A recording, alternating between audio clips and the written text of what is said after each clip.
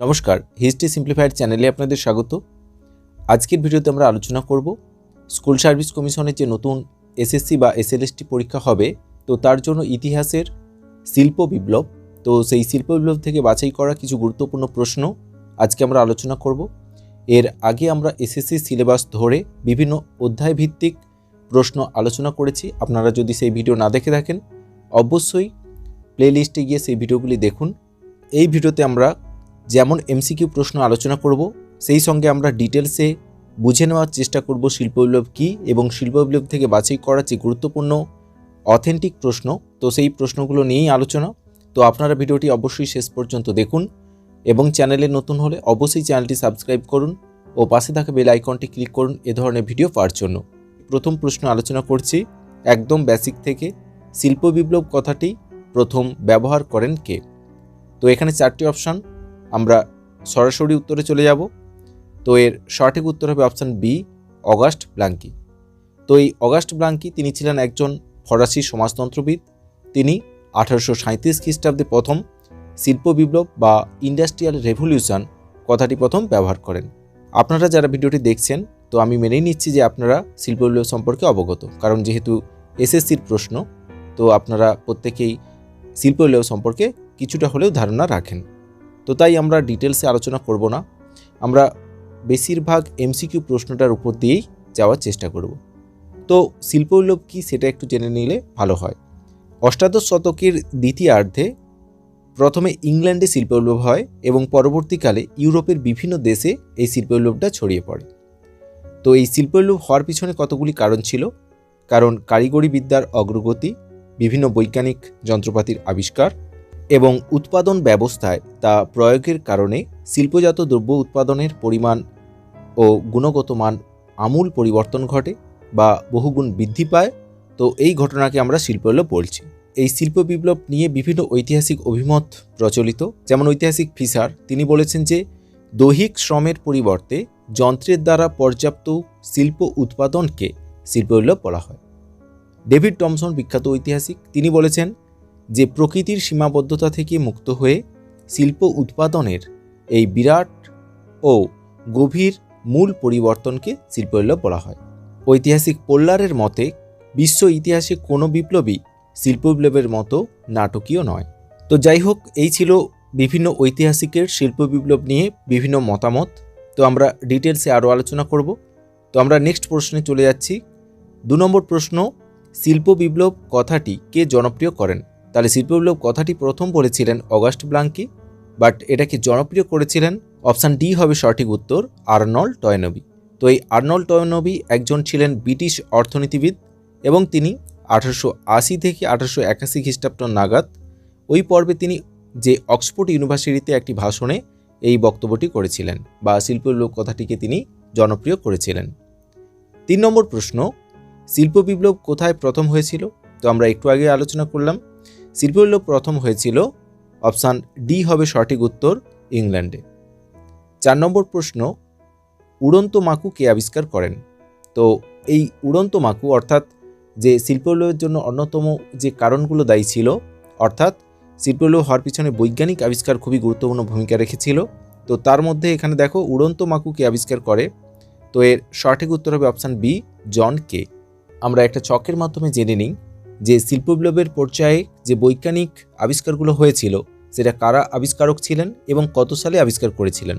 তো এই ছকটা দেখে নিলে আপনাদের অনেকটা ক্লিয়ার হবে এবং একই সঙ্গে এই রিলেটেড যে এমসিকিউ প্রশ্নগুলো, তাহলে আমরা ডিটেলসে সেগুলোর উপর যাব না, কারণ এই ছকটার মধ্যেই আমরা সব কিছু জেনে নেব। তো দেখুন, একদমই প্রথমে রয়েছে সাল, তারপরে রয়েছে আবিষ্কৃত যন্ত্রপাতি এবং পরে রয়েছে আবিষ্কারক। তো 1733 খ্রিস্টাব্দে উড়ন্ত মাকু আবিষ্কার করেছিলেন জন কে। 2 নম্বরে দেখুন, 1765 খ্রিস্টাব্দে স্পিনিং জেনি আবিষ্কার করেন হারগিবস। 3 নম্বর, 1769 খ্রিস্টাব্দে ওয়াটার ফ্রেম আবিষ্কার করেন আর্করাইট। 4 নম্বর, 1776 খ্রিস্টাব্দে স্পিনিং মাউস আবিষ্কার করেন ক্রম্পটন। 1785 খ্রিস্টাব্দে জলশক্তি চালিত তাঁত আবিষ্কার করেন কার্টরাইট। 1760 খ্রিস্টাব্দে ব্লাস্ট ফার্নেস আবিষ্কার করেন জন স্পিটন। 1815 খ্রিস্টাব্দে নিরাপত্তা বাতি অর্থাৎ সেফটি ল্যাম্প আবিষ্কার করেন হামফ্রে ডেভি। 1769 খ্রিস্টাব্দে বাষ্পীয় ইঞ্জিন আবিষ্কার করেন জেমস ওয়াট। 1814 খ্রিস্টাব্দে বাষ্পচালিত রেল ইঞ্জিন আবিষ্কার করেন জর্জ স্টিফেনসন। এবং 1811 খ্রিস্টাব্দে পিচ দেওয়া যে ঢালাই রাস্তা বা পিচ রাস্তা, তো সেই রাস্তার কৌশল আবিষ্কার করেন ম্যাকাড্রাম এবং টেলফোর্ড। আর একদম শেষে দেওয়া আছে দেখুন, 1787 খ্রিস্টাব্দে পাওয়ারলুম আবিষ্কার করেন এডমন্ড কার্টরাইট। তো এই বৈজ্ঞানিক আবিষ্কারগুলি শিল্প বিপ্লব হওয়ার জন্য বা শিল্প বিপ্লব ঘটাতে অনেকটা সাহায্য করেছিল। তো আপনারা এই ছকটা ভালো করে দেখে রাখুন বা খাতায় তুলে রাখুন। এখান থেকে অনেক মাঝে মধ্যে প্রশ্ন একটা দুটো হলেও আসে, আর এখান থেকে আমরা আর এমসিকিউটা আলোচনা করছি না, কারণ যেহেতু এই ছকটা আলোচনা করলাম। তো পরের প্রশ্ন আমরা আলোচনা করছি 5 নম্বর, দ্য ইন্ডাস্ট্রিয়াল রেভলিউশন গ্রন্থের লেখককে। খুবই গুরুত্বপূর্ণ প্রশ্ন। এর সঠিক উত্তর হবে অপশান সি, গি বিয়ার্ড। 6 নম্বর, ইন্ডাস্ট্রি অ্যান্ড এম্পায়ার কার রচনা? তো খুবই গুরুত্বপূর্ণ একটা প্রশ্ন। তো এর সঠিক উত্তর হবে অপশান সি, হবসম। 7 নম্বর প্রশ্ন, দ্য ফার্স্ট ইন্ডাস্ট্রিয়াল রেভলিউশন কার লেখা? তো ফার্স্ট ইন্ডাস্ট্রিয়াল রেভলিউশন গ্রন্থের লেখক, তো এর সঠিক উত্তর হবে অপশান বি, ফিলিপ ডিন। 8 নম্বর প্রশ্ন, কোন সময়কালকে শিল্প বিপ্লবের উড্ডয়নকাল বলা হয়, অর্থাৎ টেক অফ টাইম বলা হয়? এর সঠিক উত্তর হবে অপশান বি, 1760 থেকে 1780 খ্রিস্টাব্দ। এই পর্বে শিল্প বিপ্লব যে পর্যায়টা সেটাকে উড্ডয়নকাল অর্থাৎ টেক অফ টাইম বলা হয়। 9 নম্বর প্রশ্ন, সোর্স লুই এর কোন মন্ত্রী ফ্রান্সে শিল্প গঠনের জন্য বিশেষ যত্ন নেন, অর্থাৎ শিল্প বিপ্লব ঘটানোর জন্য গুরুত্বপূর্ণ ভূমিকা রেখেছিলেন? তো এর সঠিক উত্তর হবে অপশান এ, ক্যালন। 10 নম্বর প্রশ্ন, জার্মানির শিল্প গঠনের যুগ কোন সময়কালকে বলা হয়, অর্থাৎ জার্মানিতে যে শিল্প বিপ্লবের জোয়ার এসেছিল বা সূচনা হয়েছিল সেটা কোন সময় পর্ব? এর সঠিক উত্তর হবে অপশান বি, 1870 থেকে 1924 খ্রিস্টাব্দে। 11 নম্বর প্রশ্ন, কার উদ্যোগে জার্মানিতে সর্বপ্রথম লাইপজিগ থেকে ড্রেসডেন পর্যন্ত রেলপথ স্থাপিত হয়? তো এখানে দেখুন 4টে অপশান রয়েছে। এর সঠিক উত্তর হবে অপশান এ, ফেডারিক লিস্ট। তো সেই ফেডারিক লিস্টের সময় সর্বপ্রথম জার্মানিতে লাইপজিগ থেকে ড্রেসডেন পর্যন্ত রেলপথের বিস্তার ঘটেছিল। 12 নম্বর, ট্রাক প্রথা ইংল্যান্ডে কবে নিষিদ্ধ হয়?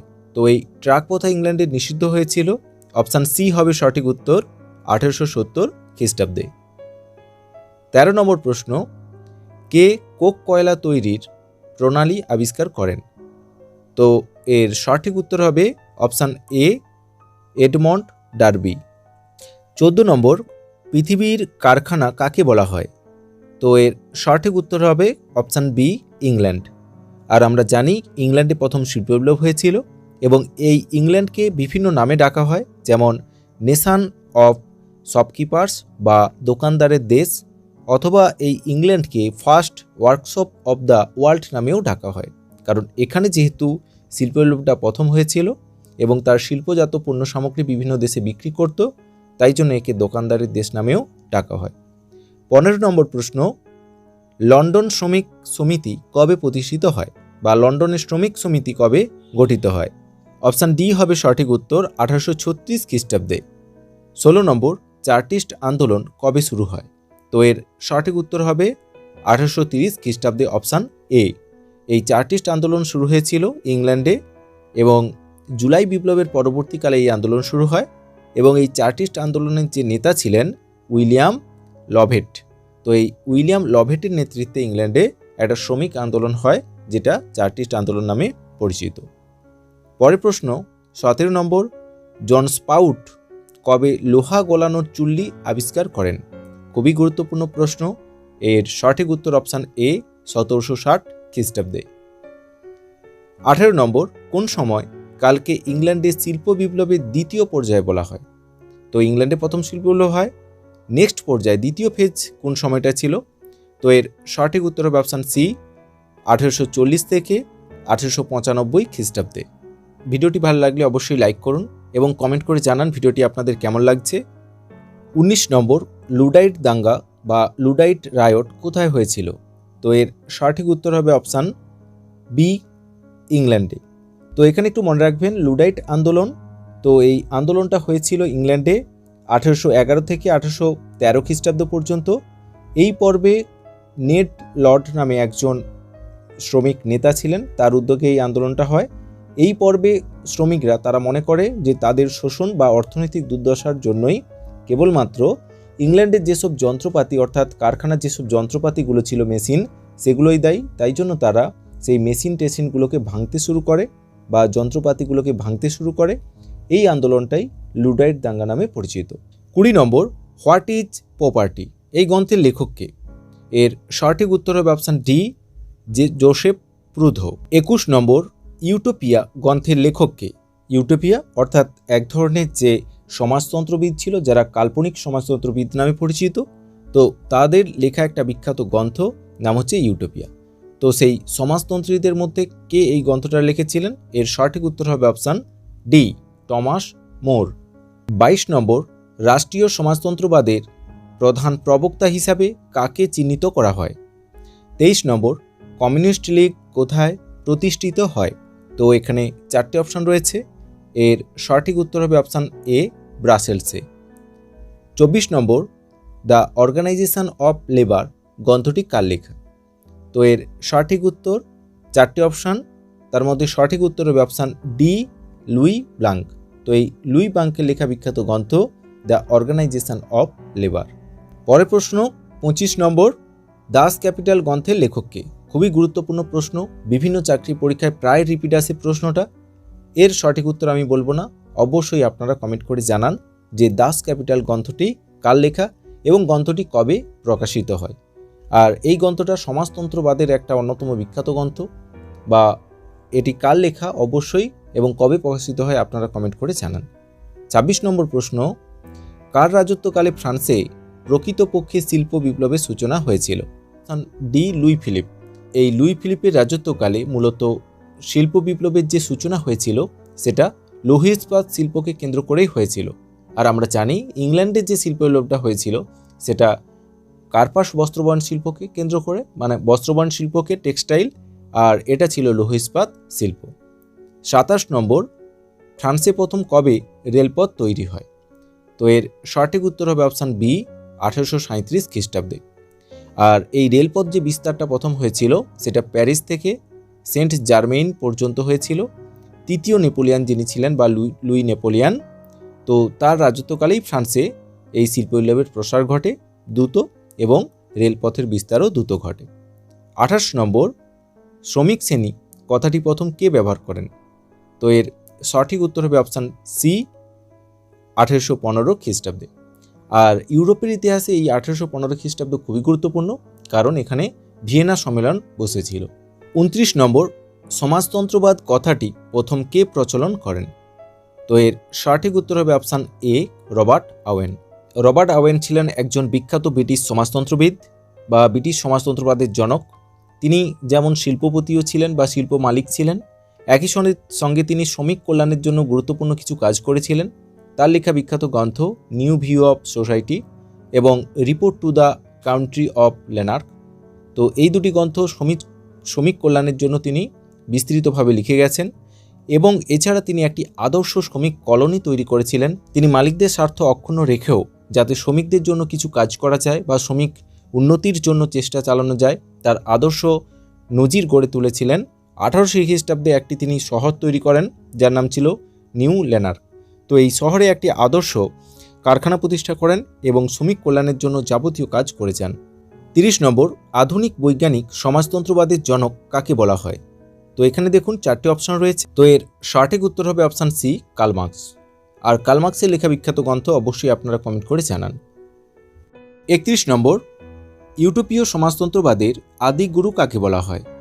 তাহলে এর সঠিক উত্তর হবে অপশান সি, সেন্ট সাইমন। এই সেন্ট সাইমন খুবই বিখ্যাত, কারণ তিনি ফরাসি সমাজতন্ত্রবাদের জনক নামে পরিচিত এবং তার লেখা বিখ্যাত গ্রন্থ নিউ খ্রিস্টাব্দ। সেই নিউ খ্রিস্টাব্দ গ্রন্থে তিনি তার মতবাদ প্রচার করেন এবং সমাজতন্ত্র বিষয়ে মানুষকে অবহিত করার চেষ্টা করেন। 32 নম্বর, কমিউনিস্ট ম্যানিফেস্টো গ্রন্থের প্রকাশ হয় কবে?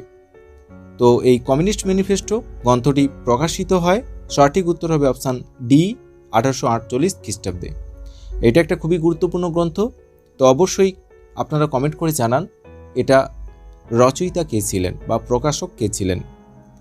33 নম্বর, সর্বহারার একনায়কত্ব প্রতিষ্ঠার কথা কে ঘোষণা করেন? তো এর সঠিক উত্তর হবে অপশান এ কার্ল মার্কস। তিনি আরও বলেছিলেন দুনিয়ার মজদুর এক হও।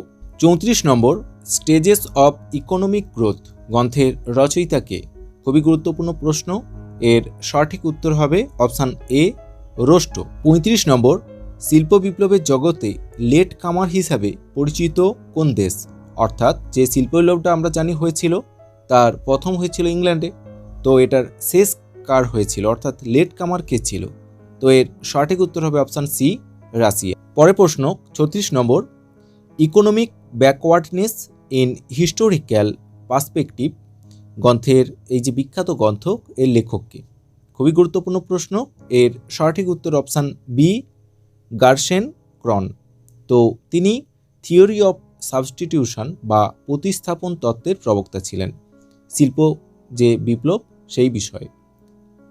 37 নম্বর, রাশিয়ার শিল্পোদ্যোগের প্রধান ক্ষেত্র কোনটি ছিল? মানে রাশিয়াতে যে শিল্পটা হয়েছিল সেটা কোন ক্ষেত্রের উপর মূলত হয়েছিল? তো এর সঠিক উত্তর হবে অপশান বি লৌহ ইস্পাত শিল্প। লৌহ ইস্পাত শিল্পে দুটো দেশে প্রথম হয়, একটা হচ্ছে রাশিয়া আর এর আগে আমরা আলোচনা করেছি সেটা ফ্রান্স। 38 নম্বর, ফেরিয়ান সমাজতন্ত্রবাদের প্রবক্তা কে ছিলেন? তো এর সঠিক উত্তর হবে option C George Bernard Shaw. 39 নম্বর, রাশিয়ার শিল্পায়নে উল্লেখযোগ্য ভূমিকা কে নিয়েছিলেন? অর্থাৎ রাশিয়ায় যে শিল্প বিপ্লব হয়েছিল সেটায় কার ভূমিকা সর্বাধিক ছিল? তো এর সঠিক উত্তর হবে অপশান ডি সের্গেই উইটি। 40 নম্বর, সর্বপ্রকার সম্পত্তির বিলোপ সাধন দরকার কে বলেছেন? তো এর সঠিক উত্তর হবে অপশান বি ক্যাবেট। আপনাদের জন্য একটা প্রশ্ন দেয়া হচ্ছে, অবশ্যই আপনারা কমেন্ট করে জানাবেন যে পিটালুর হত্যাকাণ্ড কবে হয়েছিল? এই ছিল শিল্প বিপ্লব থেকে বাছাই করা কিছু গুরুত্বপূর্ণ প্রশ্ন। আপনারা ভিডিওটি শেষ পর্যন্ত দেখলেন, এর জন্য আপনাদের অসংখ্য ধন্যবাদ। অবশ্যই আপনারা কমেন্ট করে জানান ভিডিওটি কেমন হয়েছে। যদি ভিডিওটির মধ্যে কোনো প্রশ্নের বিতর্কিত থাকে বা কোনো প্রশ্ন হয়তো যদি আপনাদের মনে হয় যে এর উত্তর অন্য হবে, অবশ্যই আপনারা কমেন্ট করে জানান, তাহলে আমরা পরের ভিডিওতে সেটা কারেকশন করে নেব। আমরা খুব দ্রুত এসএসসির ওপর যে পরবর্তী ভিডিও নিয়ে আসবো ইউরোপের ইতিহাসের ওপর এবং ইন্ডিয়ান হিস্ট্রির ওপর। তো অবশ্যই আপনারা আমাদের সঙ্গে থাকুন এবং চ্যানেলে নতুন হলে চ্যানেলটি অবশ্যই সাবস্ক্রাইব করুন ও পাশে থাকা বেল আইকনটি ক্লিক করুন এ ধরনের ভিডিও পাওয়ার জন্য। ভালো থাকুন, সুস্থ থাকুন, দেখা হচ্ছে পরের ভিডিওতে।